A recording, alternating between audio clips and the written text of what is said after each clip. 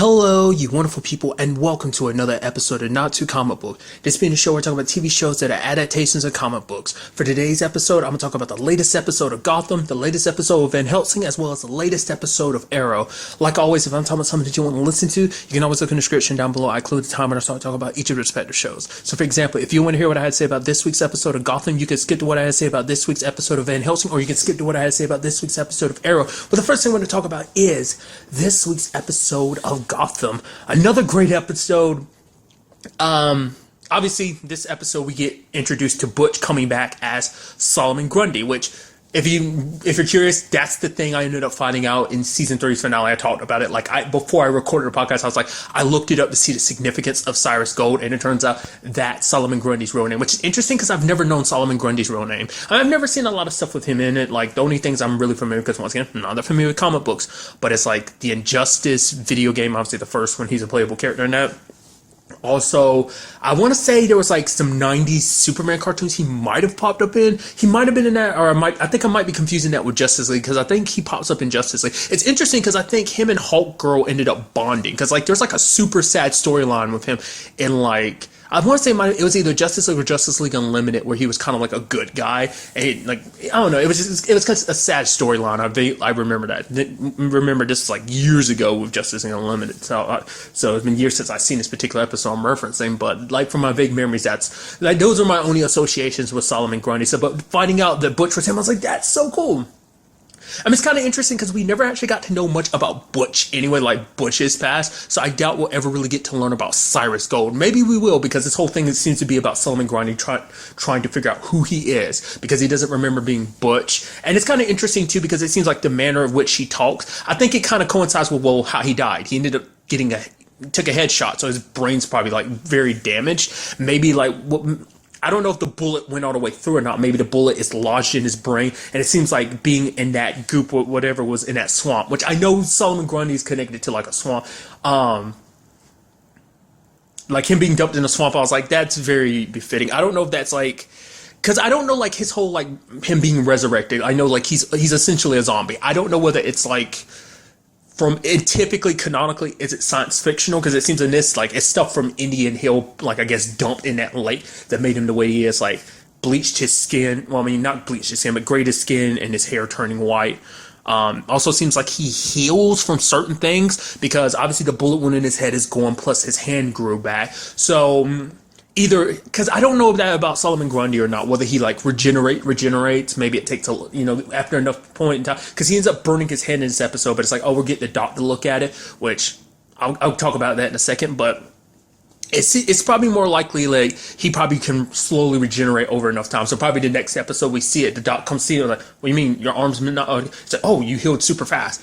Might be the approach they go with it, or once again maybe it's just a slow, it happens, but maybe it's, I don't know. Like I'm not that familiar with all Solomon Grundy can do and is capable of. So, but maybe the initial resurrection kind of healed all that. But nevertheless, it's interesting that a person he would cross paths with is Riddler. It's so interesting because it's like two characters who are lost and broken, as trying to do everything he can to, fix himself, even trying to rob a place. That didn't work out for him. Ended up getting stabbed in the hand. That sucks. But Grundy's like, oh, you friend, and ends up protecting Ed from the people that are coming to basically deal with Grundy because of him attacking his friends. So obviously we do see the superhuman strength aspect of it and everything.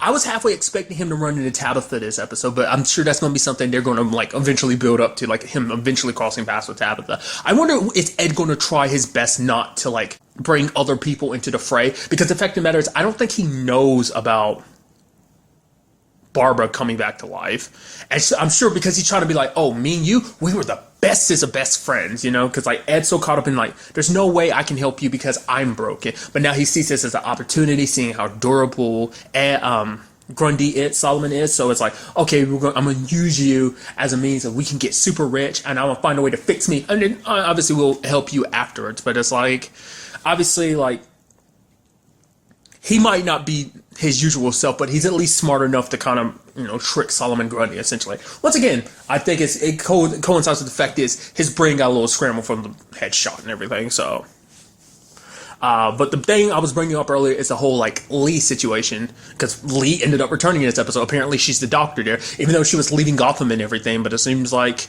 you can't quite leave Gotham. Like, no matter how far you go away, Gotham just has a tendency to just stay in your heart. So curious to find out, because I kept seeing her name in like the intro, so I was like, oh, so does she play some part in this? Should have figured as much.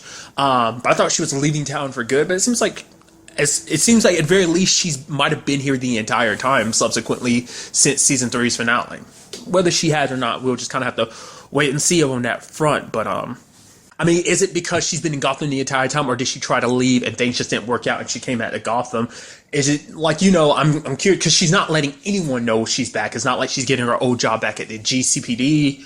It's like she's working at a fight club as a doctor. So, I mean, I'm just curious to find out why she's back in Gotham. The whole story behind that. It's actually kind of interesting now that I'm bringing this whole thing up. This whole, like, Ra's al Ghul situation in Lazarus Pit is kind of interesting, coinciding with Solomon Grundy.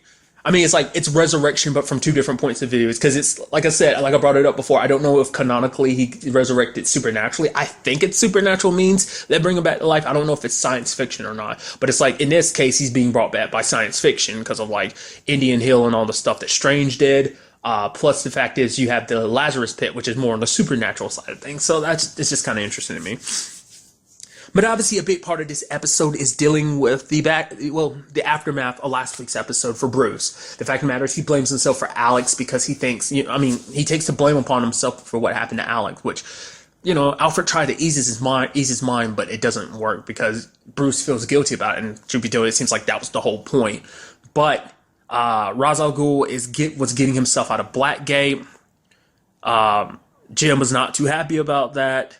And ended up, warning Alfred about it. Bruce overhears, takes the dagger because he believes the dagger is the only means to kill Ra's. And then he tries to kill him, sneaking into Blackgate. I was like, I think that's kind of interesting. It's in retrospect, I'm like, oh, that was kind of easy for you to sneak in that place. I mean, I know you're a little stealthy and everything, but it's like, in retrospect, I'm like, it shouldn't be that easy for you to break into, like, what I assume is, like, essentially a maximum security prison. Like, that's how I feel like Blackgate is kind of been referred to. I mean, but to be fair, it's not like, it's definitely like a step above Arkham at the very least, but I mean, because, people are breaking out of Arkham all the time. I don't know if Blackgate has the same rap sheet or not, that like supervillains are always constantly breaking out. It definitely is when it comes to Arkham, sure, but I'm not sure about Blackgate. I'm not that familiar with it. The only time I'm sure of it, like, I'm not familiar with the game, but I'm pretty sure that's like where the first part of Batman Origins, I could be remembering that wrong, but nevertheless. Was it Batman Arkham Origins? I don't remember. Nevertheless, I guess I guess it didn't make, like, I guess in my head I was just kind of like, oh man, Bruce is just super stealthy, he's getting in there, but in retrospect it's like, well, they didn't, like, leave one of the gates open, which I feel like isn't typical prison, like, protocol. So it's like, yeah, they were kind of leading him in there, just, like, making it super easy to get in. So, I don't know. Either way, whole thing was a trap. Big surprise there. Ross was hoping that Bruce would do it, but Bruce backed out at the last second because Alfred had warned him. It was like, once you cross, like, don't break the one rule you have, and that's not to kill anybody. So Bruce initially didn't want to do it, but then Ross was like, wait a minute, you're not Raish. See, I'm keep doing it. Raish just kind of like, oh, you're not ready, So ends up talking to him, and it's like, oh, the fact of the matter is, I am meant to, I've been waiting 2,000. He's been waiting a long time because he's like, hey, like, the moment I came from the Lazarus Pit, I had a vision of you. Like, oh, I'm stuck in this eternal hell. I'm living this life, and the only one that can kill me is you. Like, I want you to be my heir and everything. To what degree that means, I don't know. Ultimately, he ends up pushing Bruce, manipulating him into killing him, which Bruce initially is like, no, you're just trying to get me to kill you. Like, it's just further manipulation. He's like, oh, look at me, which is kind of interesting. His reflection shows, like, his true face behind, like, what the Lazarus Pit makes him look like the way he does for all eternity, essentially. So, but ultimately, like, the question is, why did he have Bruce kill him? Like, I know Race isn't dead. He's not dead. This is all part of some plan. To what degree, I don't know.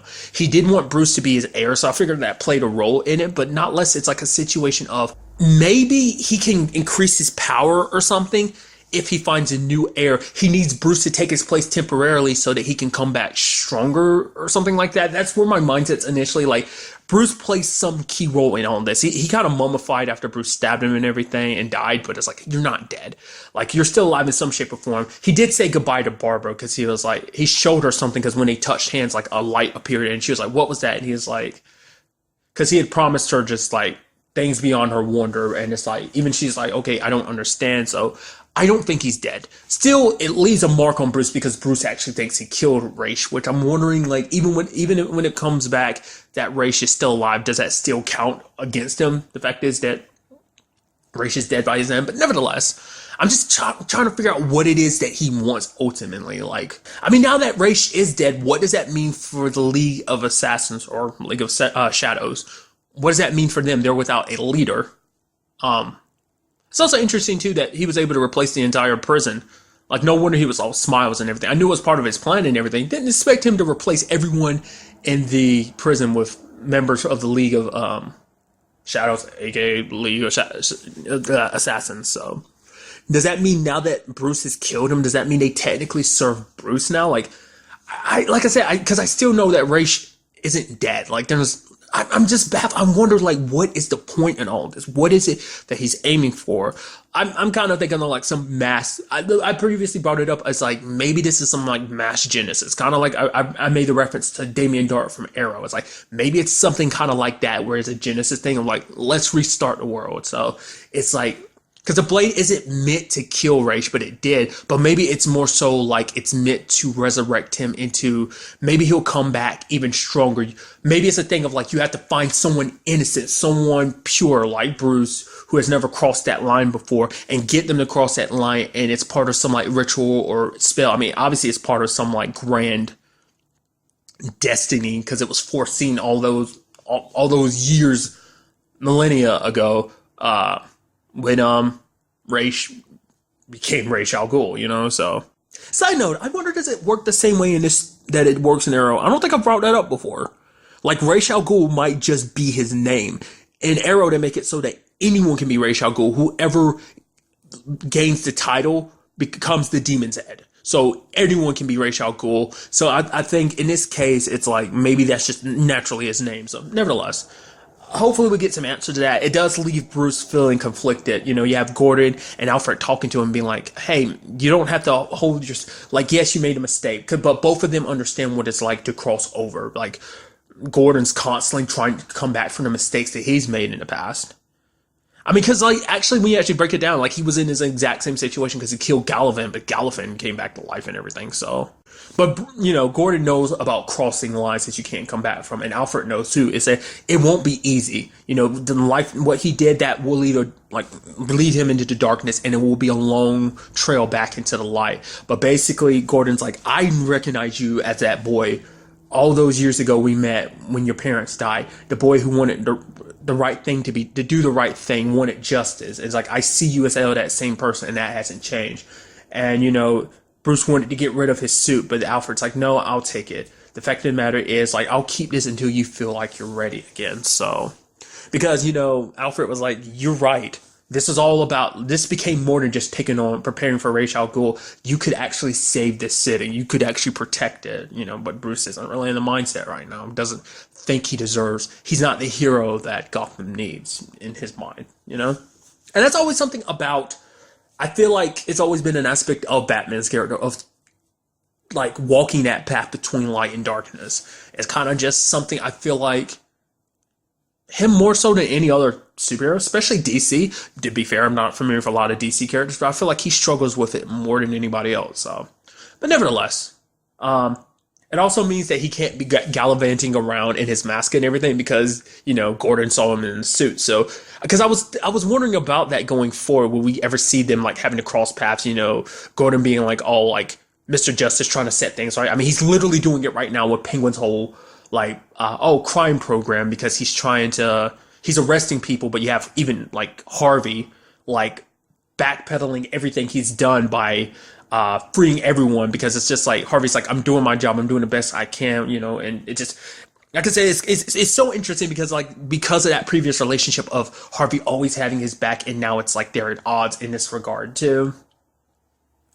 But the whole thing is because certain things kind of made me think that we'd see the whole Bruce Vigilante versus Gordon, that they cross paths at some point in time. But maybe that's something that might be in store for us later on in the season. But I mean, like I said, we'll just kind of have to wait and see how everything unfolds in this matter.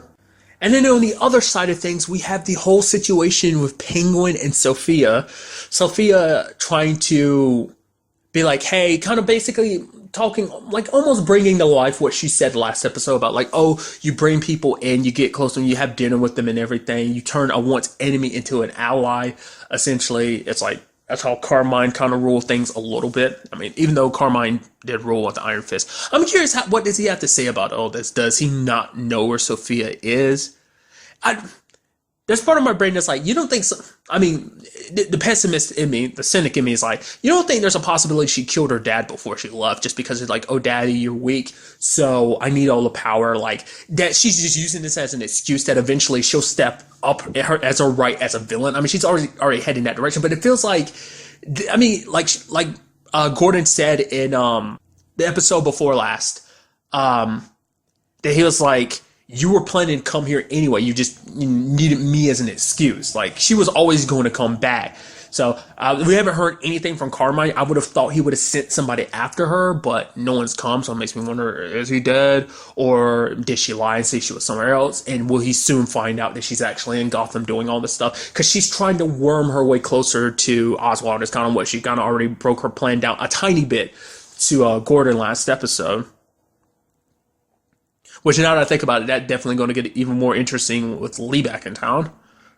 That always happens. New girl in Gordon's life, Lee pops up, and things kind of don't stay so like, oh yeah, like this is, fall back into bad habits, essentially. Because it's hard to say. It's like you care about each other, but at the same time, it's just like, I don't know. It's like clashing storms every time you two meet up, And this is coming from someone that wants you to be together, but it's just like every time they're together, I guess it's almost like some tragic Romeo and Juliet thing of like every time they're together, something terrible happens. But I mean, like I said, we'll just kind of have to see in that regard, because let's not forget last season, it's like him and Valerie were a thing, but then there's still the whole like him still having feelings for Lee and Mario, so that complicated things. And then, oh, you killed Mario, my husband, that complicated things, which I'm surprised Sophia doesn't hold a grudge against him. Like, she said basically in that episode had been like, okay, she understands why he did it. Still don't know if I 100% believe that. There's always a possibility that once she gets what she needs, she might go after Gordon just because, like, did you really think I'd forgive you for killing my brother? Because the fact of the matter is, she never really had much of her dad around when she was growing up, but Mario was there, so that's probably the only real family she's ever had ever since she was like a little girl. So, but we'll see. But she's playing on Penguin's emotions. He knows that she's playing an angle, but he's still getting swept up anyway. She feeds him some food that it's like a recipe from his mom's family. Like, it's passed down for like 300 years. And the food tastes exactly like that, and it bothers him because he's like, I know you're trying to use and manipulate me. And she's like, I'm just trying to do right by you, Oswald. Why can't you believe me that I'm just trying to do good? And it's like, you are so convincing.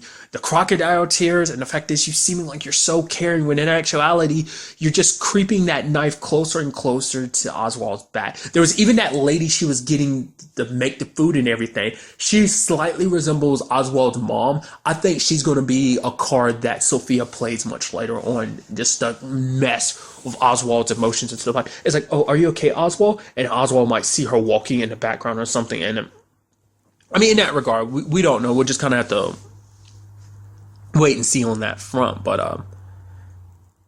I'm interested to see what else Sophia has in store for Oswald.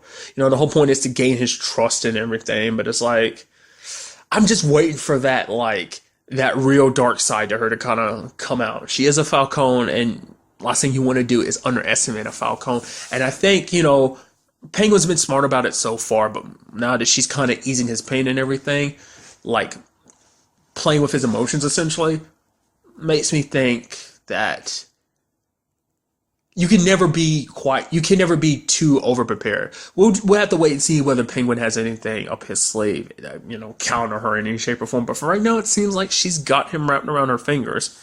But like I said, this is only the beginning. I cannot wait to see what she does going forward.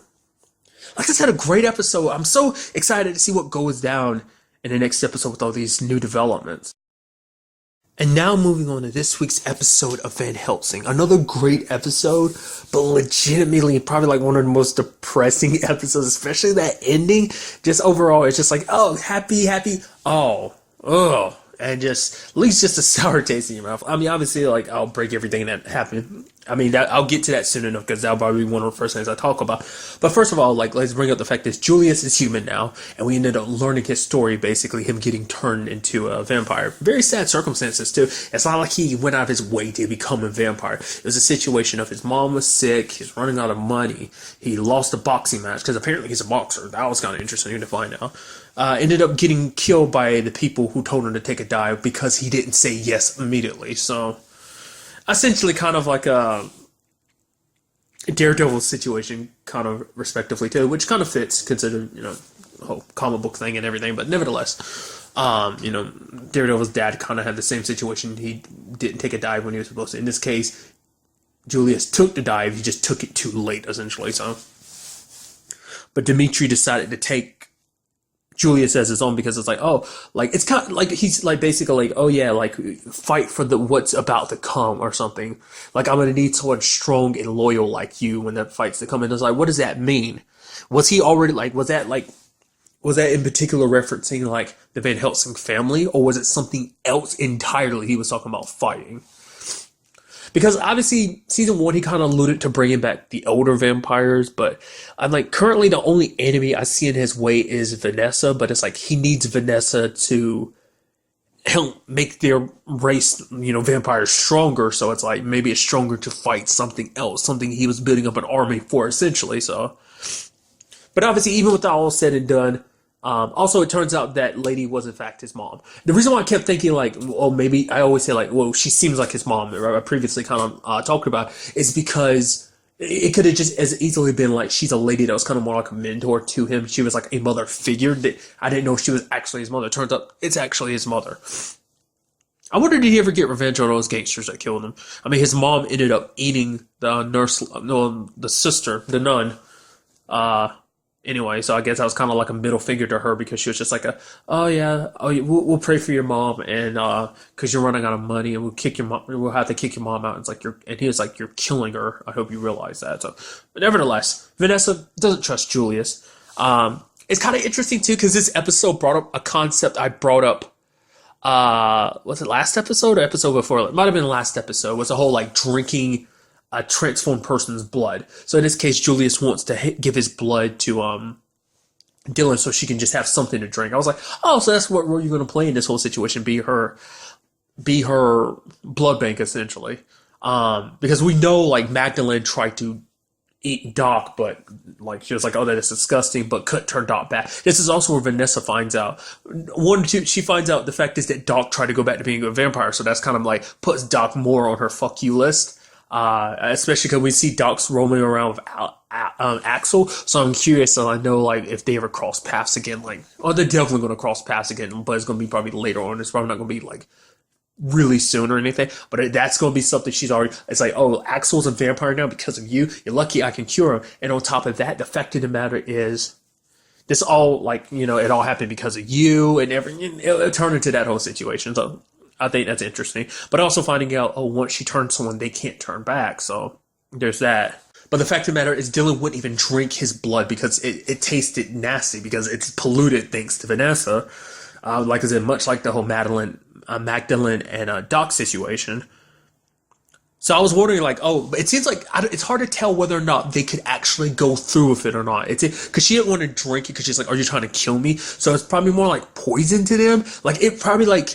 Because I am curious, like, if they drink enough of a person who's been cured's blood, will it cure them, or will it just make them sick, or will it eventually kill them if they drink enough of it? The question is like, I mean, we still haven't dived too deeply into, this is our 2 experiences with that, and they haven't gone far enough to really see what goes on, but maybe it's just, Dylan refused to drink it, but maybe it's just like, it just tastes nasty. So, I mean, just because it's so vile. Even to the point, Axel's like, he's not drinking Doc's blood, but that's more like nah, I'm not going to drink anything from you. I don't want you to be the reason why I live. I'd rather die than drink your blood. Just, super pissed at Doc still. Rightfully so. And I feel like last episode, Was it last episode? I think so. I was super harsh on Doc, which is just like, just after everything, leaving the boy Axel back like there, like she had a chance to redeem herself and she didn't. And then she even tried to go back to becoming a vampire afterwards because she felt like she had nowhere else to go. Now she's trying to forget the past and everything. So there's all that. But I think ultimately what we're going to see is hopefully this is your chance, Doc, to bring it all around. Third time's the charm. I mean, technically, she's working on her third time right now, so hopefully she doesn't screw over Axel again, because, I mean, next time he won't be so kind about it. But hopefully, I mean, it seems like they're shaping this up to be like, okay, Doc is coming back. She's fixing it all, trying to rectify the past, make up for all her past mistakes. So there's that. But getting back to what I was bringing up, there was that dude, Daniel, because basically in Vanessa's eyes, the only way she can help Dylan, because Dylan needs to feed, because if she doesn't feed, she will die. So in her mind, it's like, okay, what I got to do is I have to bring her someone to eat, but it's like, if I do that, that means that person's going to die. Do I kill someone to bring them to Dylan? You know, it's a whole question of like, she's damned if she does and damned if she don't, because if she cures Dylan, there's a chance it's going to kill her, but now if she does this, that makes her a monster, and Julius is like, you don't want to do that. Like, everything he's doing, helping Vanessa and Dylan out, is because he's trying to rectify the past, make up for what his past mistakes, and make up for all the evil that he's done. And there was that guy who, you know, Vanessa was like, okay, don't worry. She's going to drink a little of your blood. I won't let her bleed you out. She never really explained it, but my thought was initially like, Dylan drank some of his blood. Because I still don't know 100% of like, I mean, it seems like the moment they bite you, they don't have to bite you with the intent of like turning you. It's just like the moment they bite you to drink some of your blood, your turn, much like Doc's situation. Because the thing is, like, kind of spinning off for something else, Rosario plus Vampire had this whole interesting thing about drinking blood. Drinking blood doesn't make someone a vampire, because vampires actually inject their blood into your veins, making you into a vampire, which I'm wondering, is that how the whole thing, like, I'm sure it works on like zombie rules, that the virus is passed on to you type of thing. Basically breaking it down like that, but why get all nitty gritty about it? But nevertheless, I think Vanessa's idea was probably, okay, even if you turn, I can bite you and you could go back to being human anyway, so it's fine and dandy. I think she never really broke it down like that, but I always figured out, in that particular incident, I figured that was her plan. Maybe it was, maybe it wasn't. But she ended up killing the dude simply because he ended up shooting Dylan. It was more so like she was pissed. It's like, you just hurt my daughter, plus Dylan's in a weakened state, so it's not like she would have been able to heal from that. But she killed the dude like out of like rage, when she ended up slicing his throat with the axe. That was pretty brutal. So Dylan started feeding on the dude. Turns out that he lied to Vanessa because he actually has kids. Understandably so, because it's like, well, if he admitted he had kids, then maybe she'd go after his kids. Julia shows up and takes the kids away because Vanessa like doesn't know what she's going to do, because it's like, she just killed an innocent man. Those boys will grow up without their dad now because of her, what she did, because it was in the moment and everything, but it's like, it's a situation where she chose Dylan's life over someone else's. So she ultimately just makes the decision, okay, I'm going to do it, Dylan. It's going to suck. This could go either way, and I'm hoping that it works, but it's like, bites her, hoping that it would cure her, and she stops breathing. I'm like, fuck, man. I was like, I didn't know. And it scared me because she jumped. I'm like, she's alive. But then immediately, it's all they're having fun. And then I was like, oh, throwing snowballs. Haha, so much fun. Oh, you made me eat fish. And then I was like, there's too much time. There's still some time left in this episode. There's a couple minutes. Don't tell me. Please don't be something super bad. I was like, okay, I was thinking like, okay, the moment she touches the sun, like they're setting this up. I was like, okay, is the sun going to actually turn her back or something momentarily? Is it like only like whatever Dylan's case is? It's like, oh, she can only stay human for moments before like Vanessa has to bite her again or something like that. That's what I was thinking they were setting up. And then she starts burning in the sun. I'm like, what? No. And Vanessa tries to rush over to her, but it's too late. And Dylan dies. The biggest, I'll say it. I don't care if it's like gets a video demonetized or whatever. The biggest fuck you ever. It's like she finally got her daughter back. I mean, this season is just what? Like I said, like especially all the people that died in the first episode. You had Taka dying, you had Rebecca dying. Like Anastasia is dead. Like they're dropping people like boom, boom, boom. People you thought were going to be around a while. It's like, what? We're killing everybody off. Like holy crap. Dylan was reintroduced in the season finale, and it's like, this is like what, the third episode of the season, and she's going already. It's like, why are you? That is like the shittiest thing. To me, to be fair though, I had a feeling she was dead. I was thinking, hoping on some level, I was like, okay, maybe she's got away, she ran away or something. Like she broke, like during that time where it's like, oh, Dylan was kind of quote unquote dead. I was thinking she pushed Vanessa away and ended up running away and getting away from her. Because there were shots where it showed Vanessa and Julius, like, remember, previously I had brought up the fact that I kind of already knew he was going to turn human because previous kind of spoiled that for me. But they were alone. There was no Dylan. But it's like, not saying I wanted it. I was just kind of like, I was hoping it would be the former that she ended up just getting away from. But like, death like that sucks.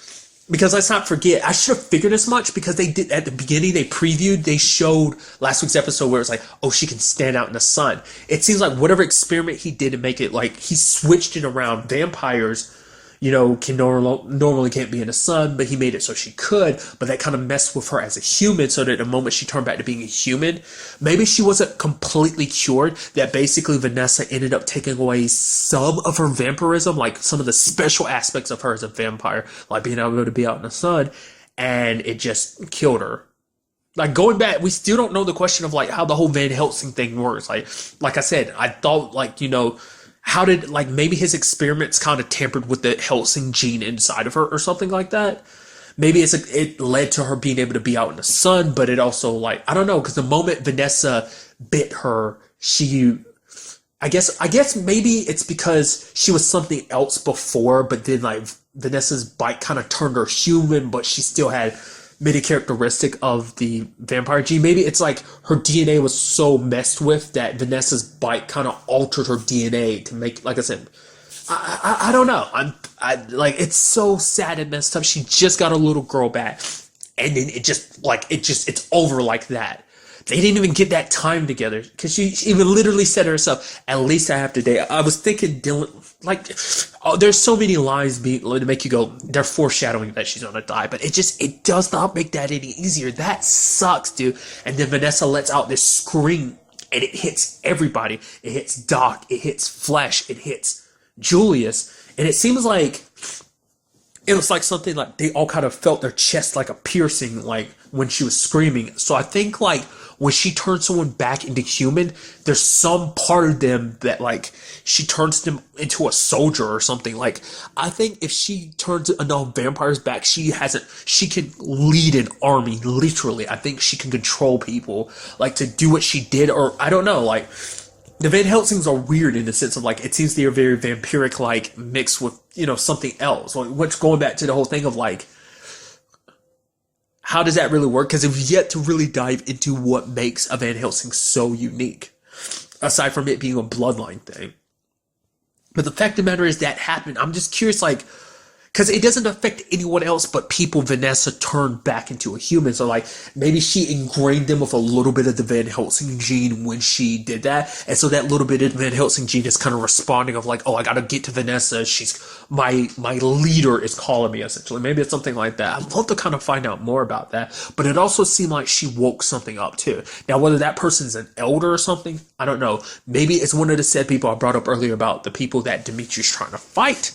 Don't know about that either, so it's a very, like I said, we still know nothing in those regards, so hopefully we get some answers pretty soon about all that. I don't know if this is the type of thing that's really going to bother really answering all those questions. It's just going to be like, it is what it is, accept it, move on, enjoy the story, which I'm fine with that. There's certain things I'd like to understand that a little bit more, so nevertheless. Another thing that went down this episode is Muhammad telling Flesh, don't tell anyone that you used to be a vampire, dude, because people are going to be weird and awkward about it. Just because it's like, even though you're human again, sure, you were still a vampire. I mean, let's bring back the example of, like, even though you were human again, let's not forget a lot of people in the hospital didn't like you, especially John, didn't like you, because it's like, no matter what, you were still a vampire, so everyone kind of had their eyes on you, like, ooh, Flesh, or Phil. I guess at this point, it might as well just go back to calling him Flash. But I mean, I don't know. He tried to put his past behind him, so I guess kind of doing a similar thing as Doc, but going by his name. But being the way he is, because it's like, oh, everyone's got to donate blood, and Lucky's like, stop being a punk and donate some blood. We all need as much blood as possible, mainly because Doc took the last supplies of it. Because Flesh doesn't know about the whole aspect of what his blood does, because the vampirism is removed from his blood. He does, I guess on some level he thinks there's still some vampirism like virus in his blood, and maybe there is. Once again, we still don't know how it 100% works. I mean, we know that once you turn human, you can't go back to being a vampire, but there's obviously something about their blood too, to the point that it's kind of yucky to vampires. So maybe there is some attribute to like their blood that if they were to give it to someone else, it kind of messed with them. Once again, to that whole equation, like if you were to give enough of a person who was cured, if you put enough of their blood in a vampire system, would that vampire die? Would they get cured if you put enough blood in? Questions like that. Lucky ended up telling Jolene, who ended up telling the leader, and so Phil ended up getting locked up, and Muhammad was like, dude, I told you. Because even Muhammad, he was about to hint at it, because Fletcher was like, what are you talking about? He's like, yeah, don't trust anybody. He's like, I should know. He's like, what are you talking about? Muhammad most likely was about to reference himself, but then he didn't say anything, because it's just like, I don't know, I guess because he's only just getting Vanessa's trust back, and it just, I guess it's like, it's basically, because ultimately everything he did was for nothing anyway, so I guess in his mind it's like, well, there's no point to even talk about it, because everything I did that for is kind of gone, because Shima's gone. So everything he did betraying the people that were closest to him was for nothing, so I guess that's why he just didn't bother mentioning it, so.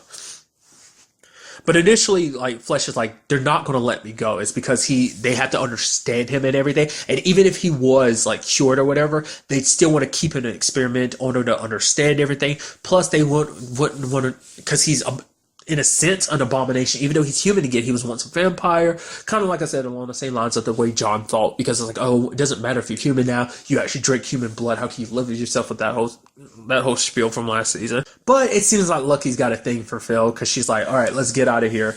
Because she herself brought up the fact that she doesn't believe in Denver. And the fact of the matter is, if they did go to Denver, who's to say that people there won't shoot them immediately, worried that they might be, vampires are trouble, which we saw in the premiere that they're leaving balloons everywhere for people to find a way there, which doesn't seem like anyone's found yet.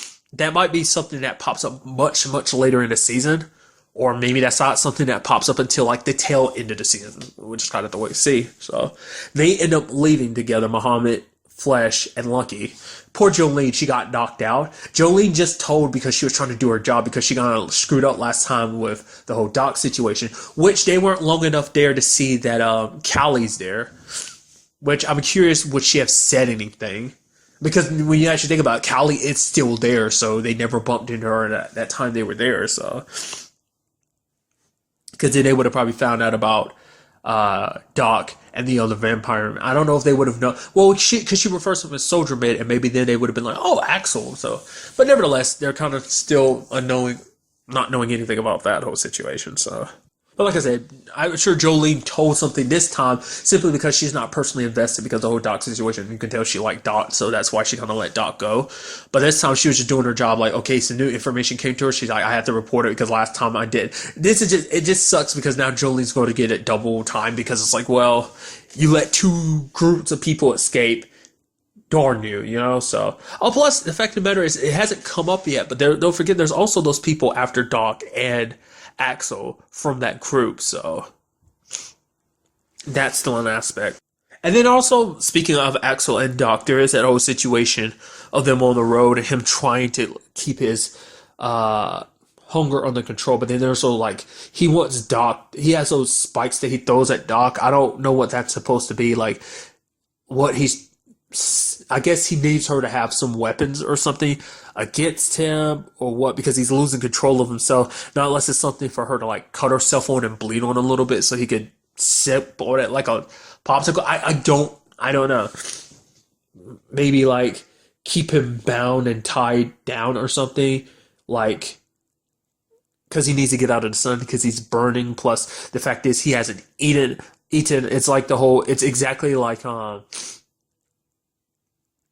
Dylan's situation, because she didn't eat, so it was hurting her and killing her. It looks like Axel's going through the same thing, so because he hasn't fed on like fresh blood, so there's that whole aspect. So like I said, overall a great episode, just severely messed up and sad and depressing. So hopefully next week's episode, did my voice crack a little bit? I think it would. Hopefully next week's episode is a little more on the up and up. I mean, to be fair though, this is kind of a series that's kind of like, you kind of expect it to be pretty depressing. It's just, I mean, it's kind of like the apocalypse and everything. So, very interested to see what goes down in the next episode. Also, really quickly, I want to tag this in because I almost completely forgot about talking about it. It's the whole Sam situation. Sam ended up finding, I guess, a school. Like, it looks like a bunch of like teenagers basically rallied together and created their own little society and stuff like that. And if you don't follow certain rules or whatever, like in this particular case, it's the main person we focus on. His name's Felix. He ended up getting lashes because he didn't kill a vampire or something like that. And they're calling him a punk and weakling and stuff like that. He got like 10 lashes, but Sam took sympathy on him. Like obviously he came in and started wrecking shop. I guess they can take down like weaker vampires, but Sam's kind of like a breed on his own because Sam's like was already a tough guy, but now you add vampire skills on top of that. It's like, but none of them took him down. I guess they're not really. I don't know. Like I guess, like I said, I guess to a certain degree he's like a different breed or whatever. But nevertheless, but it seems like he took an interest in Felix. Like the moment that happened, the moment we got introduced to Felix, I was like, are you supposed to be like the Muhammad replacement in Sam's eye or something? Like I knew he'd take an interest in it, even to the point like cutting his finger and drawing the symbol from Muhammad's shirt, like the smiley face with like the face with the X eyes, and I thought like, huh. He's taking a serious interest in it, even going as far as calling him a prince in his kingdom that he's built. And he calls it a kingdom because he's got like a whole bunch of kids locked in one particular area that they can't get out from. So it's like he goes get a snack whenever he wants to. And Felix, it's hard to say whether Felix is 100% doing this because he wants to or whether because he's afraid. I think it's more so he's afraid, but I think there's also some part of him that's like, okay, I'm doing this for survival, but it's also because it's like, forget you guys because you guys treated me like crap. You're calling me a punk and everything, like punishing me for not, quote unquote, being as strong as you guys. So that was just kind of an interesting thing. I wonder, because the fact is Sam hasn't bothered to turn him yet, too, is interesting. Because, I mean, it seemed like he wanted to turn Muhammad before, but the preview kind of showed it, too. He did say he was going to kill them. I thought specifically he was talking about Vanessa, because he still, I think, cherishes Muhammad. Because he definitely, when he ran into Julius's mom later on last season, he was like, oh yeah, the boy, he's mine. You can have the woman, but Muhammad's mine. Don't touch him, essentially. So I don't know. I'm curious to see what that whole storyline eventually turns into. It might be a situation where like Flesh, Lucky, and Muhammad all run into him, and so, or something. I don't know. Like for now, that's where he's stashing out, just because it's like he gets free meals and stuff like that. I'm curious to see where he goes, like what they decide to do with him this season. As we could tell, he is severely obsessed with Muhammad, so that might be a big part of what goes down with Muhammad's story this season too. And what about this Felix dude?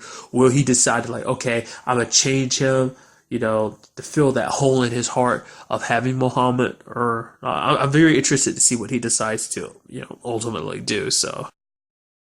And now moving on to this week's episode of Arrow, another great episode. This episode picking up right where last week's episode left off with Oliver's identity being, shown as the Green Arrow, which is kind of interesting because I was like, huh. In retrospect, it's like, it didn't even correlate to my head. It's like, where would that photo have come from? Because Oliver isn't stupid enough to be around anywhere security-wise for that picture to be captured or taken. Like, he's very good about keeping his identity hidden and stuff like that. So I just thought that was just kind of interesting. Like, he's never really just himself out in the open like that. But nevertheless, it didn't correlate. But I love this aspect of like him being on trial again. Everyone, because it's even worse now. It's up and down on whether it's good or bad, just because of all the things that in the beginning, sure, because Oliver was the lost son, there was speculation, so he immediately knew that attention would be drawn to him, so he made sure to have a plan. Obviously, season 3 caught him off guard with the whole Ra's al Ghul exposing him like that, but thanks to Roy, he was able to cover up his tracks. But now he has this FBI agent Watson, which I'm wondering, was that on purpose? Sherlock and Watson situation. I wonder, is that what that's a reference to? Maybe her character's supposed to be kind of a reference to that. I don't know if she's a comic book character from a comic book, or whether she's original to the show, because you never know with these type of situations. But Oliver's obviously pushing aside every bit of doubt. I love the fact that he's like, yeah, but it's like, oh, that could have easily been anyone. Obviously, these pictures have been doctored. It's like the fact of the matter is that could be Bruce Wayne's head. You think he's leaving Gotham to do this? Which is so interesting because because is this the first time referencing the fact is that Bruce Wayne is a thing. Maybe they've referenced him before, but I don't. To be fair, it's been a while since I've seen the earlier seasons, but I don't think they've ever really referenced Bruce Wayne. But he's like, huh. I mean, Bruce Wayne has kind of been referenced to certain degrees in. Well, I guess there's there's a reference like in Legends of I've seen Dark Knight. I've seen Dark Knight rise and Men of Steel fall or something like that. What Vandal Savage said in like season 1 of Legends of Tomorrow. So it kind of already established that on this Earth, Batman was a thing in the throughout all of Vandal Savage's timeline. So it's just kind of interesting because this whole conversation, because obviously, as you know, I'm covering Gotham too, and it's just kind of like, in a sense, Bruce kind of got unmasked this episode too, just because of the it's not really like an unmasked, but it's almost like him leaving the mask behind. It's almost interesting that these episodes happen to coincide on the same night. I just thought that was kind of interesting when you just think about it. I mean, it's not like on purpose or anything. I mean, not unless it really is, but nevertheless, it's just kind of interesting because Gotham has been referenced in Supergirl, especially like in like season 2's premiere, but I don't remember if it's ever been referenced here and on Arrow. But nevertheless, I mean, different Earths and everything. Like Bruce Wayne could be Batman on one Earth, which obviously like it's kind of alluding to he's Batman in this world possibly too. Not unless that was just a line. Maybe it didn't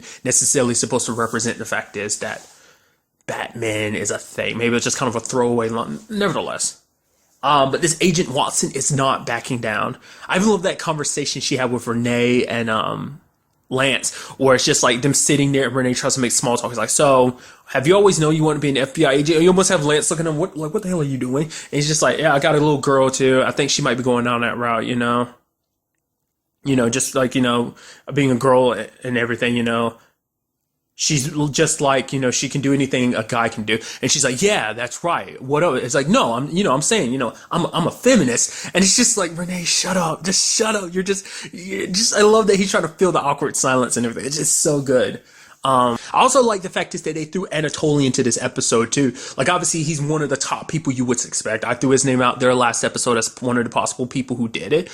But it's just so interesting because it's like, that he would strike immediately. It seems like his timing was just coincidental that he happened to strike now when Oliver's dealing with his identity being exposed and everything. It seems like Anatoly, he's down on his luck because of the way he's handled things in the past, people think he's weak because of his friendship with Oliver. And so he's trying to get back on his feet because he's kind of been I guess to a certain degree, ostracized amongst top-ranking people in the Bratva. They don't look at him as the true leader that he is. So this whole situation, kidnapping people, trying to get the 20 million, which is how did you know about the 20 million? It's he was going to give that to the SCPD. I kind of had to think for a second about the acronym. The initials, because I always have to do that. But nevertheless, it's he knew exactly how much money Oliver got. Maybe he'd just keep an eye. He probably had kept his eye on it, just he knew that the time would come, and he felt like the perfect place to strike would be here. I guess Oliver's lucky he's not the super rich billionaire that he once was. Still wondering I brought that up before. I'm still wondering how will that play any role going forward, or when will they ever circle back to the whole Queen consolidation? We haven't really even tackled what is that? Well, once again, it's Palmer Tech now, but it's what has that business done? Subsequently, since Felicity being fired and everything, where does it lie? In existing and everything. Nevertheless, but Anatoly pushing as hard as he has it's his way to not look weak. He's showing that, hey, we were once friends, but that's no more holding soft punches when it comes to you. But he does bring up an interesting point. He's you think I did all this for you? He's I am an honorable man. It's really, you're an honorable man doing what you're doing? It's well, yes. Don't forget I am Bratva, but the fact of the matter is I could have done a lot worse than what I'm doing. I'm trying to ransom 20 million out of you. The fact of the matter is I could have kidnapped your son. I could have done a lot of terrible things, but I didn't. Why? Because I am an honorable man, that even though we have our differences, even though they are opposite sides now, that still doesn't change the factors of their history. And the fact of the matter is, I guess even Anatoly has lines he won't cross, but to be fair, that's now. Who's to say what the future holds? You put, you back someone up in a corner, they become very unpredictable, and Anatoly's in survival mode right now, and if it gets worse, who's to say what he would do? But for now, he's saying like, I would not do that. So it shows you that an honorable man, almost kind of throwing it back and wondering, it's like, oh, are you such an honorable man, Oliver? You know, because the whole question does strike around the same time, because like William is kind of, he got in a fight at school, and then Oliver's telling him how to defend himself. He's like, oh, you find the biggest bullet and you punch him in the like nose, which I'm like, yeah, which is kind of interesting, because those are like prison rules of like the first day there, you find the biggest guy, you take him down. That's almost like some prison level rules. But then again, it's like, you know, Oliver's whole situation's kind of like made him a little arguably jaded when it comes to certain situations like this. I mean, he doesn't really know what it means to be a dad. He hasn't been a dad. Like, being a dad just kind of been thrust on him, and he's just slowly piecing it together on how to do it.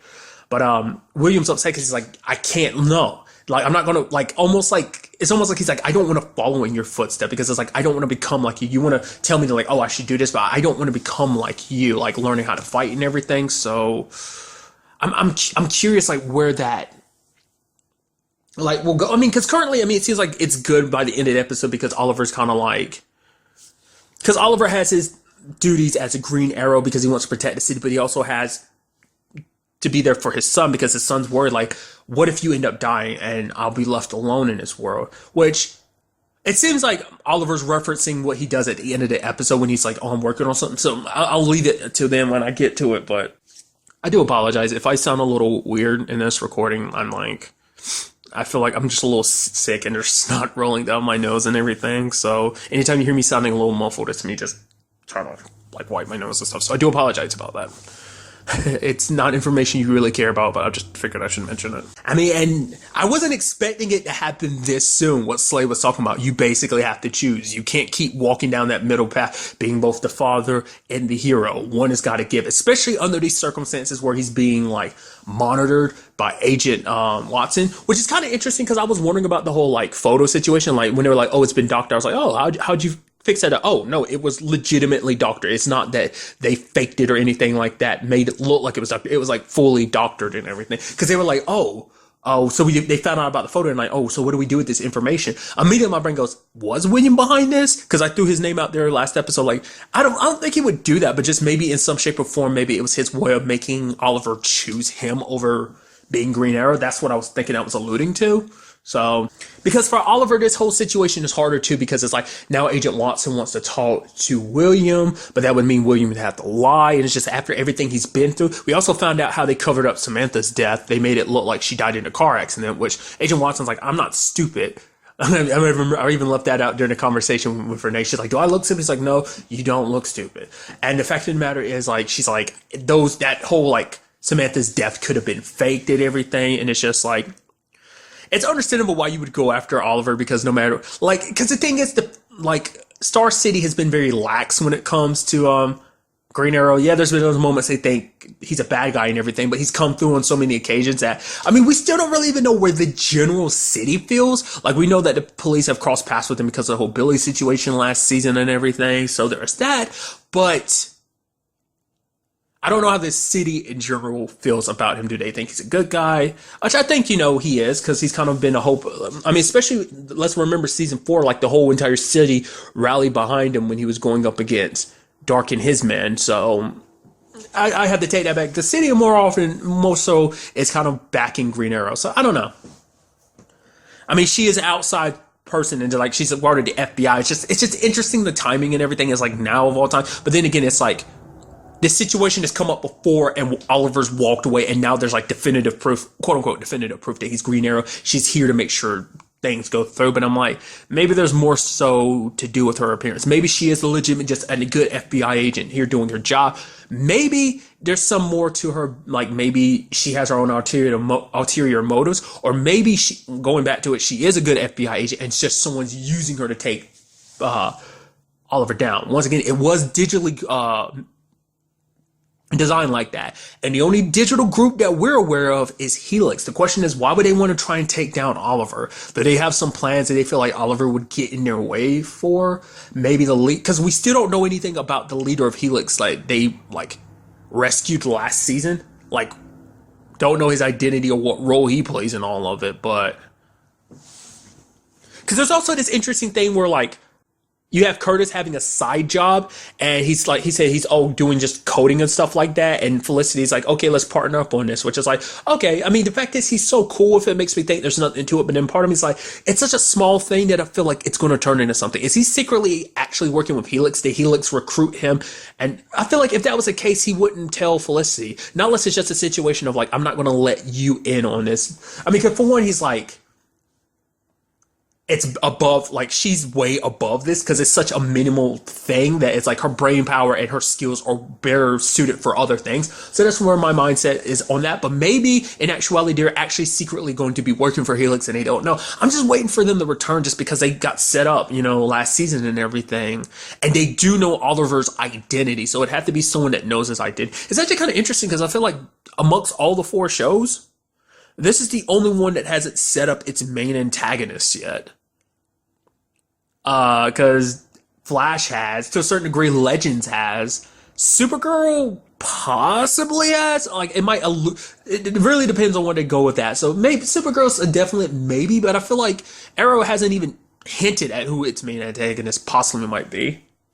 I mean, to be fair, it doesn't always immediately tell you at the end of time. I mean, last season you found out kind of pretty quickly, but nevertheless, like I said, my money's on Helix just because they're hackers and everything. But like, once again, what would be the purpose of trying to take down Oliver? It's also an interesting conversation that got brought up this episode that kind of comes up again and again. It's like, because Curtis has got the side job and everything, and and Curtis is like, oh yeah, I am curious though. Like, what does Diggle do for extra money? Like, I mean, he's like, the reason I didn't say anything because I pretty much figured everyone has secret jobs. Like, what does Diggle do? And it's like, well, John's wife, works for Argus. Well, she's the head of Argus. And it's like, all right, yeah, that's a government organization. I'm sure it's got like a crap ton of money. So I'm sure Lila comes out just fine when it comes to the money department. But also in this episode, we also found out about the whole situation with Diggle, about why he is the way he is. Like, obviously it was connected to his injury. It seems like the shrapnel kind of makes it so that he has nerve damage.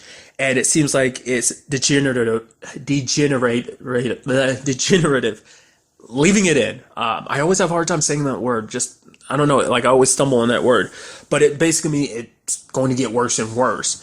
But he's going out there in the field, not telling anyone. Dinah knows something's up. He finally tells her only because Dinah cornered him. He hasn't told Oliver anything because I guess more so than anything, he feels like Oliver would bench him. It's like, especially at this point in time, Oliver's got so much to deal with. He had to deal with Samantha's death, the fact is Thea being in a coma, being a dad. Now this, it's like, it's so much on Oliver's plate. He didn't want to add to it. It's like, my situation's minor. But then, like, you have Dinah pointing out, it's like, you're supposed to have my back. We're partners out there in the field. You not being 100% puts my life in danger. Not just my life, the entire team at danger. You're a liability. Which Diggle wants to tell, Oliver later on. Initially, he didn't want to say anything at all. He's just like, trust me on this. It's like, trust you on this. You've been hiding this from the team and everything. But, Dinah listens. But it almost gets her killed because, like, Diggle couldn't take the shot, needed to kind of have her back.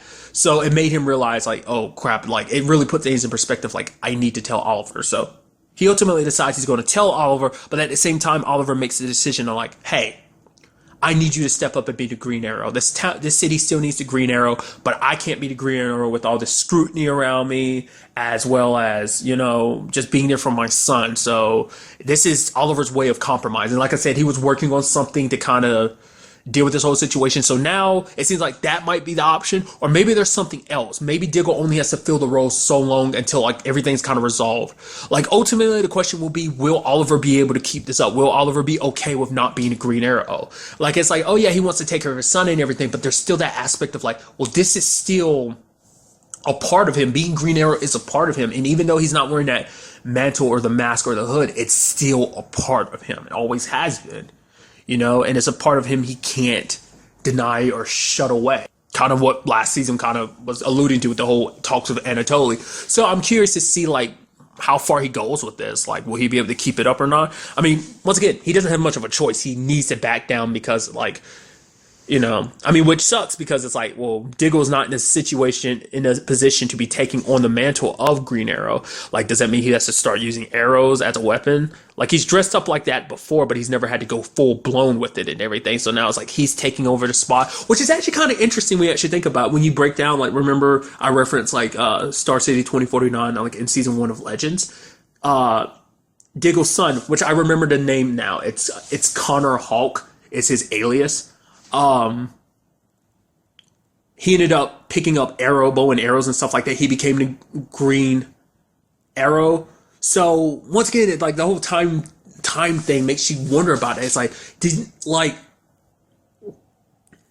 how much of that is like woven into the plot? Because things make it seem like there is no change in the future. That's always going to be Star City's future. It seems like, I mean, there's always a possibility of things changing, but eventually that's going to be the path. So maybe this whole injury John has leads to some stuff later on or something that would eventually lead to Connor becoming, John Diggle Jr. becoming the new Green Arrow, as Connor Hall. I'm also curious, like, what role will William play in it? It doesn't seem like, because it seems like they're not setting him up to take up the mantle after his dad, because it seems like he wants nothing to do with it.